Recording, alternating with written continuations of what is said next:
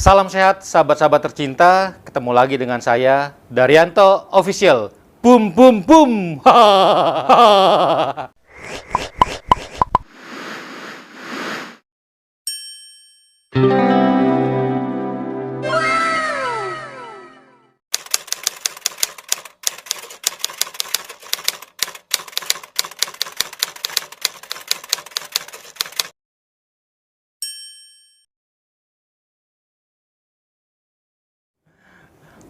Baik sahabat-sahabat tercinta, hari ini kita akan bertemu dengan seorang yang luar biasa.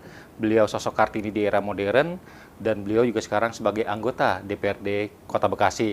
Dan nanti kita kulik lebih dalam tentang perjuangan beliau dan kenapa beliau mau serius menerjuni dunia politik dan juga bagaimana keseharian beliau.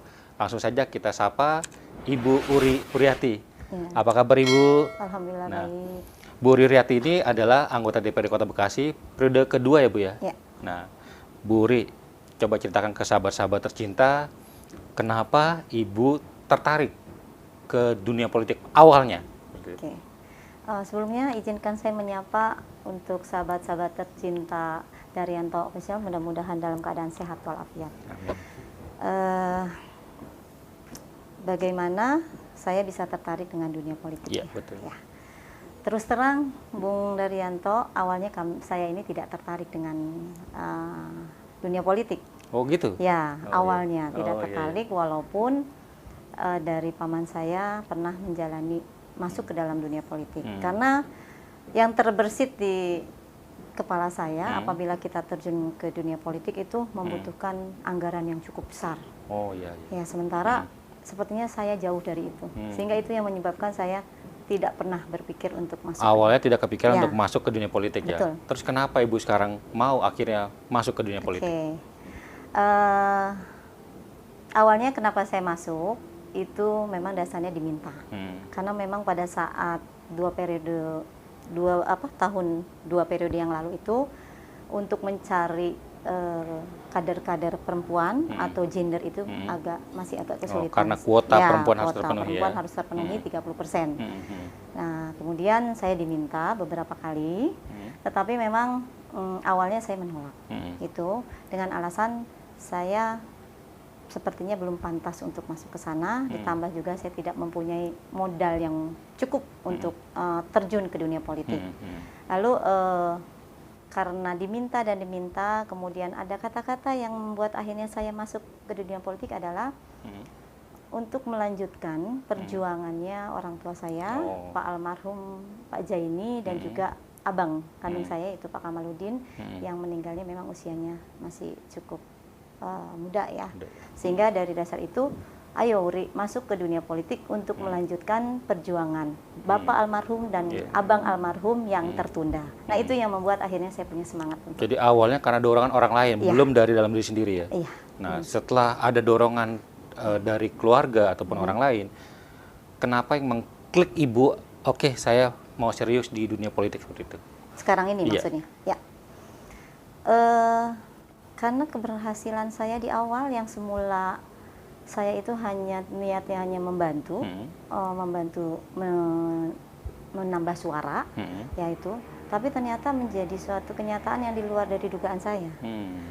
Gitu. Saya terpilih menjadi salah satu dewan ya di DPRD Kota Bekasi. Ibu dari Dapil 3. Dapil Dulu 3. Dapil 2 ya. Dapil 2 ya. Itu mana aja Bu?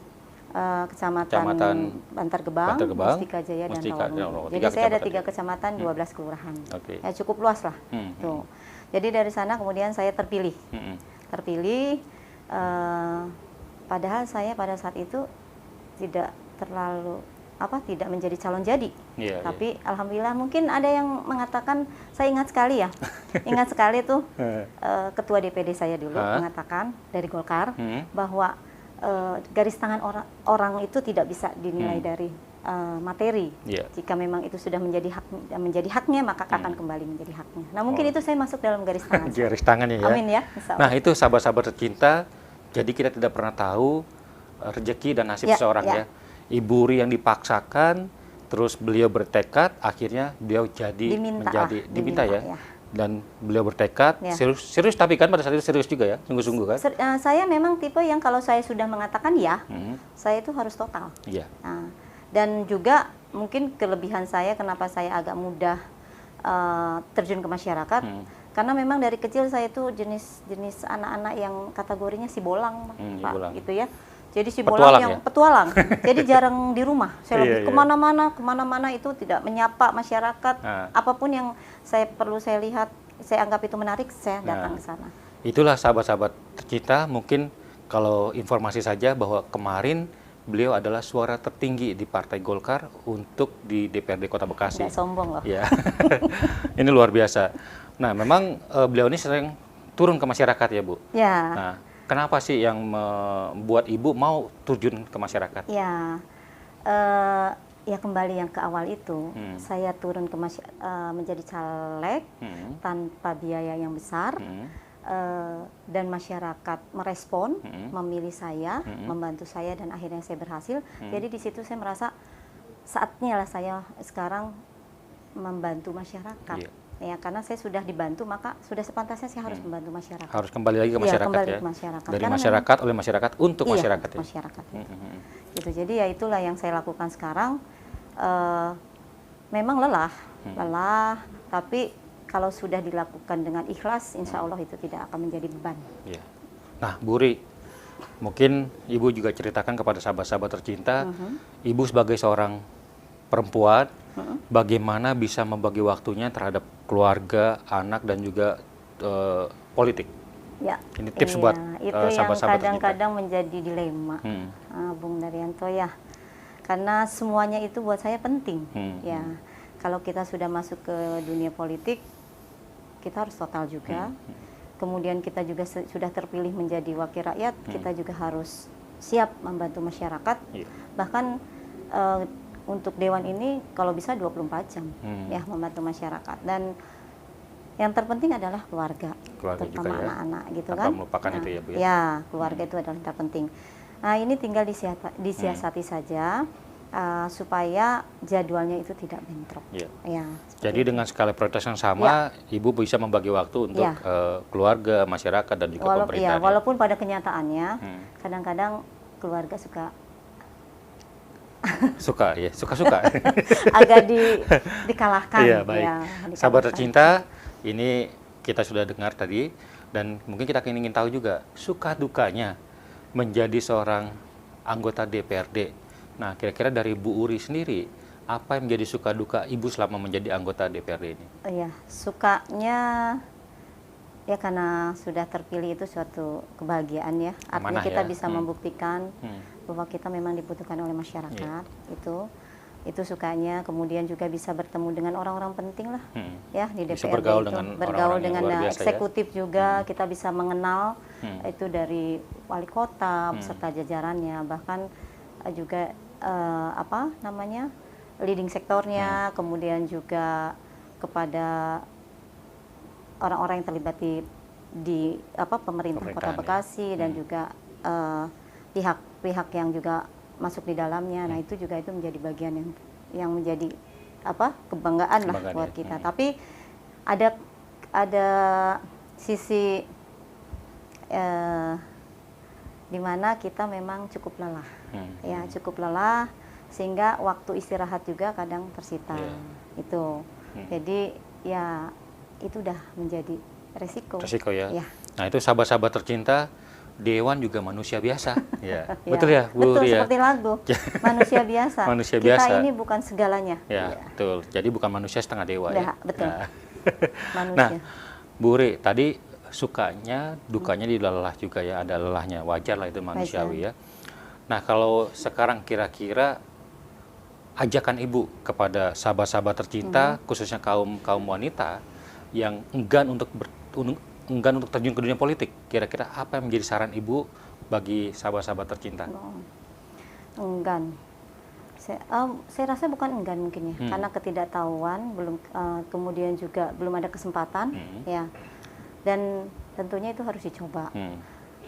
Mungkin saya juga perlu menyampaikan di sini buat saya, pada saat saya berjuang dulu, ini sebagai motivasi mungkin ya pada kaum perempuan, bahwa tidak ada tidak ada yang tidak mungkin. Ya, perempuan pun punya peranan bisa mencapai cita-cita setinggi langit ya apabila kita mau berusaha dan berjuang. Nah, ini saya flashback ke belakang ya. Pada saat saya sebelum menjadi dewan dan memang yang tadi saya bilang saya tidak sama sekali niat untuk jadi dewan karena ada permintaan dan alhamdulillah pada saat itu keluarga mengizinkan akhirnya saya respon. Itu saya dulu di dalam kondisi baru ditinggalkan oleh kakak kandung, abang kandung saya yang sangat saya cintai. Itu saya itu pada saat itu mengisi kekosongan, saya memang berjualan. Ya. Oh, sempat jualan jadi. Saya itu dulu tukang kopi. Oh, Ibu jualan kopi kafe-kafe gitu. Warung kecil. Oh, warung kecil. Karena saya memulai apa? Apapun yang saya lakukan, saya yakin akan menjadi besar. Jadi kalau untuk menjadi besar harus dari kecil dulu. Sehingga saya tahu itu. Jadi ternyata tukang kopi kecil itu juga saya terapkan karena saya dulu kuliah di ekonomi, maka saya terapkan dengan sistem manajemen, gitu kan? Saya terapkan di sana dengan harapan saya bercita-cita ini akan menjadi suatu kafe atau rumah makan yang besar. Oh gitu. Iya, itu harapan saya. Oh, luar biasa ya sahabat-sahabat. Ya, ini yang kita nggak pernah dengar dari seorang dewan, dulunya tukang kopi, sekarang jadi pejabat. Ya, luar biasa. Ya, luar makanya biasa. pada saat saya diminta untuk jadi caleg, terus berjuang. Nah, pada saat berjuang itu, ya kan ada kompetitor kadang-kadang ingin menjatuhkan lawannya. Itu ada bahasa nggak akan pernah jadi Uri itu jadi dewan. Mana ada tukang kopi jadi dewan, gitu loh. Tapi saya punya prinsip. Saya bilang tidak ada yang tidak mungkin. Betul. Setiap manusia pasti punya kesempatan. Betul. Tukang bubur aja bisa naik haji, kenapa tukang kopi tidak bisa jadi dewan? Dan alhamdulillah itu terbukti. Terbukti gitu. ya. Berarti nanti kita bikin sinetron tukang kopi jadi dewan. Nah, itu sahabat-sahabat Tirta, jadi ini luar biasa sekali. Saya juga baru tahu bahwa beliau ini luar biasa sekali ya. Mudah-mudahan bisa jadi motivasi bagi khususnya kaum-kaum wanita dan juga remaja kita. Ya, jadi saya berharap ayo bagi yang punya kesempatan jangan pernah takut kaum wanita ikut terjun karena di sana kita punya banyak peranan. Baik. Nah, Bu, sekarang kasih trik and tip kepada sahabat-sahabat tercinta bagaimana kalau yang ingin serius terjun ke dunia politik. Oke. Triknya niatkan dulu. Oh, niat. Niatkan kalau kita ingin menjadi masuk ke dunia politik, kita harus kenal dulu. Kita harus kenal, kita harus tahu, kemudian lalu terjun, ikut ke dalamnya dan lakukan. Jadi pada saat turun itu bukan gambling, tapi kita mengetahui secara detail ya. Mengetahui dulu, kemudian dan lakukan, terus lakukan dan lakukan. Akhirnya di sana nanti kita akan menemukan sesuatu yang belum kita tahu menjadi tahu, dan akhirnya nanti menjadi suatu menjadi suatu kenikmatan lah. Artinya kalau memang dia mempunyai jiwa politik, nanti akan menemukan ternyata di sini tuh nyaman dan enak, gitu, seperti itu. Enak dalam arti kata bahwa kita menikmati dari kerja kita, seperti itu. Nah, itu sahabat-sahabat tercinta, jadi niatkan dulu ya, niatkan dan cari tahu sampai sedalam-dalamnya, jangan sampai kita terjun ke suatu wilayah yang tidak tahu. Nah, jadi tadi saya tertarik dengan statement awal Ibu, tidak perlu modal besar, karena kan biasanya orang berpersepsi untuk masuk politik itu butuh kos yang besar. Gimana caranya? Ya itu, awalnya saya kan tadi bilang, saya takut untuk masuk sana karena saya tidak punya modal besar. Ya tapi mungkin karena itu yang tadi bilang garis tangan, saya dikasih kesempatan, diminta, saya makanya berterima kasih sekali kepada Ketua DPD saya, yaitu Pak Rahmat Effendi yang sudah memberikan kesempatan saya untuk masuk ke memperkenalkan politik ini kepada saya ya, saya diberi kesempatan. Jadi tidak menggunakan kos besar, tapi memang pilihannya kita harus capek. Ya, kita harus capek. Kemudian kita harus terus berjuang. Kemudian kita harus menikmati, jangan pernah lelah. Ya, lakukan itu dari hati. Seperti itu. Nah, itu sahabat-sahabat tercinta, saya pikir trik and trip dari beliau ini luar biasa dan bisa diimplementasikan ya, saya pikir. Dan mungkin terakhir Bu, coba berikan motivasi ke sahabat-sahabat tercinta agar negara kita, negara Indonesia ini butuh kaum-kaum muda yang sukses, butuh kaum-kaum muda yang mau terjun ke masyarakat dan juga mau ikut berpolitik. Silakan, Mas. Anak-anak muda itu memang kan biasanya, kalau saya lihat anak muda itu kan memang ingin mencoba biasanya ya. Mencoba. Nah, sekarang dilihatlah bahwa di dalam dunia politik ini banyak peranan yang kita bisa ambil. Jadi jangan pernah berpikir yang negatif dulu. Jangan suuzon dulu bahwa berpolitik itu, maaf ya, kadang jelek. Kadang berpolitik itu dianggapnya sesuatu yang tidak baiklah, buruk. Tetapi dibalik dari semua itu banyak kok. Dari politik itu manfaatnya banyak sekali. Salah satunya adalah bisa menolong masyarakat. Dengan kita duduk di DPRD, kita ini bisa lebih mudah. Kita punya akses yang membantu tentunya lebih diprioritaskan.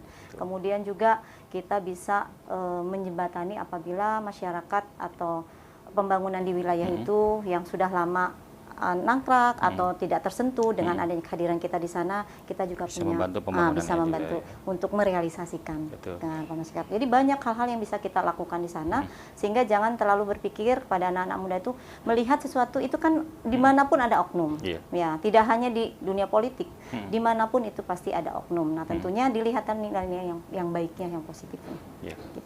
Luar biasa sekali, sahabat-sahabat tercinta. Tinggal bagaimana sekarang kita serahkan kepada Anda semua. Mudah-mudahan sekali lagi harapan kami para generasi muda bisa ikut terjun ke dalam dunia politik dan mau peduli terhadap dunia politik. Karena kalau bukan kita, siapa lagi? Ya. Kalau bukan dari sekarang, kapan lagi? Ya. Terima kasih banyak Bu Ri. Sama-sama. Anda luar biasa, sukses selalu. Mudah-mudahan Anda terus ada di dunia politik dan terus berkembang karirnya. Amin. Ya Rabbal Alamin. Terima kasih sahabat-sahabat tercinta. Patengin terus Daryanto Official. Bum bum bum. Wah.